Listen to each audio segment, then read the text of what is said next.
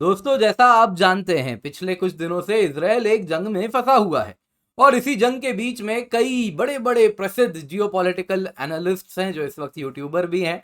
वो कह रहे हैं कि भाई भारत को इजराइल के लिए ब्रह्मोस, पिनाका, ये सारी चीजें भेज देनी चाहिए। यही है वक्त जब हम अपनी दोस्ती दिखाएं। इसके सिवा कई भारतीय ऐसे हैं जो कह रहे हैं कि भाई हमको तो इजराइल के लिए लड़ना है। यहाँ पर दोस्तों बहुत इंपॉर्टेंट है कि हम कुछ बातों को जानें। सबसे पहले, इजराइल यूक्रेन नहीं है, वो बड़ा ही खुददार देश है।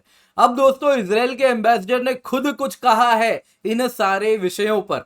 तो आइए सबसे पहले देखते हैं एम्बेसडर साहब ने क्या कहा है।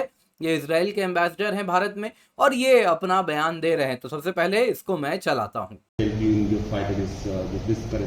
Again, as I said before, and I will repeat it, Israel knows how.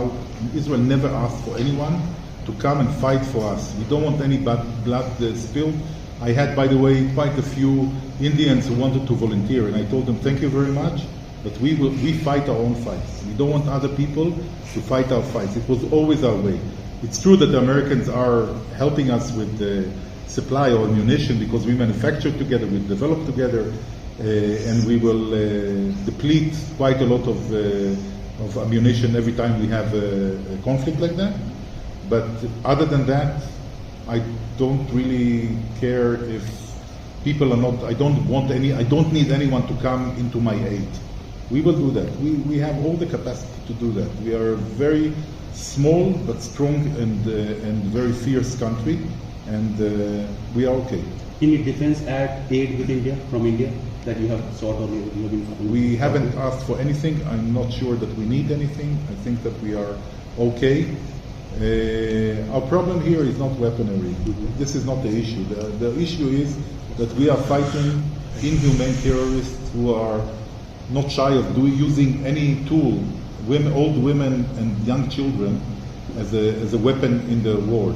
This is the problem. It's not, the ability of Israel to inflict pain is on an organization like Hamas is endless. The only thing that is stopping us is not Hamas. Is the human population that we try, the bystanders, that we try in any way not to hit. This is the only thing. Hamas couldn't care less about their people. They couldn't care less because for them it's another legitimate weapon using against Israel.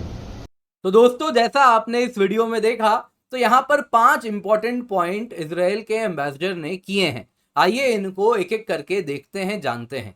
Number 1 देखते हैं। सबसे पहले तो इन्होंने साफ साफ कहा कि इजराइल किसी को अपना जंग लड़ने के लिए नहीं कहता है। Israel never asks anyone to fight for them. हम अपना जंग स्वयं लड़ते हैं, वो यूक्रेन नहीं है। ऐसा मतलब एग्जैक्टली यूक्रेन का नाम तो नहीं लिया, लेकिन बातों बातों में कुछ यही कहा है। नंबर 2, उन इंडियंस के लिए जो कह रहे हैं कि हम इजराइल के लिए लड़ना चाहते हैं, उनको सबसे पहले तो इन्होंने धन्यवाद दिया कि आपने ये बात रखी, लेकिन फिर उन्होंने कह दिया कि देखिए, जरूरत नहीं है, we fight our own fight. हमको जरूरत नहीं है कि भारत से लोग आए हमारे लिए लड़ें।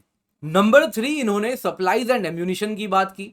तो उस पर इन्होंने कहा कि देखिए, हम यूएसए के साथ बहुत सारा अपना वेपन्स डेवलप भी किए हैं, को डेवलप किए हैं, साथ में मैन्युफैक्चर करते हैं। तो वहां पे हमें वेपन्स और एम्यूनिशन की रिप्लेनिशमेंट की आवश्यकता होगी। तो इसके लिए हम चाहेंगे यूएस जो सपोर्ट कर रहा है वो करता रहे। तो यूएस के लिए इन्होंने इस सेंस में कहा है। दोस्तों, जब इनसे रिपोर्टर ने सामने से पूछा नंबर 4, क्या आप चाहते हैं भारत से कुछ डिफेंस एड मिले, तो इस पे इन्होंने साफ साफ कह दिया कि देखिए भैया, प्रॉब्लम तो वेपनरी की है ही नहीं, और भारत से हमने पास्ट में भी कुछ नहीं मांगा है, ना ही जरूरत है कि हमें मांगने की आवश्यकता होगी। तो प्रॉब्लम क्या है? नंबर 5, इन्होंने प्रॉब्लम बताया। प्रॉब्लम इन्होंने कहा कि देखिए भाई, वेपन्स, एम्यूनिशन, मेन, मशीनरी, इन सब की तो कोई दिक्कत ही नहीं है। इसमें इन्होंने कहा कि Israel is more than capable, और हम चाहे तो बहुत ज्यादा पेन दे सकते हैं इस पूरे इलाके को, लेकिन हम नहीं चाहते कि हम सिविलियन पॉपुलेशन को इस प्रकार से परेशान करें। उन्होंने कहा कि देखिए, हमास के रूप में हम बड़े ही इन ह्यूमन लोगों से लड़ रहे हैं। इन ह्यूमन आतंकवादी हैं जो कि विमेन, चिल्ड्रन, इन सबको अपना आतंक का शिकार बनाते हैं। तो हम नहीं चाहते कि इसी प्रकार से हम भी वहां पर जाके इनडिस्क्रिमिनेट फायरिंग करें। हम हमेशा चाहते हैं कि सिविलियंस जो वहां पर रह रहे हैं, वेस्ट बैंक की बात की जा रही है, उन पर मिनिमल डैमेज हो, उनको मिनिमल नुकसान हो। तो हम ह्यूमेन क्राइटेरिया को ध्यान में रखते हुए जंग लड़ रहे हैं, तो उससे हम उस प्रकार से हम इस वक्त लड़ना चाह रहे हैं। बाकी मेन मशीनरी में we are more than capable, हम चाहें तो बहुत ज्यादा नुकसान पहुंचा सकते हैं, लेकिन the point is how to curtail that down. तो यहाँ पे ब्रह्मोस जैसे हाईटेक वेपन की आवश्यकता ही नहीं है, क्योंकि यहाँ पे कोई इस प्रकार से सुपरसोनिक मिसाइल्स की आवश्यकता नहीं है, क्योंकि जो सामने दुश्मन है वो उतना हाईटेक कैपेबिलिटी नहीं रखता, वो आज भी क्रूड वेपन से ही लड़ रहा है। ऐसा नहीं कि सामने वाले के पास बड़े सा कुछ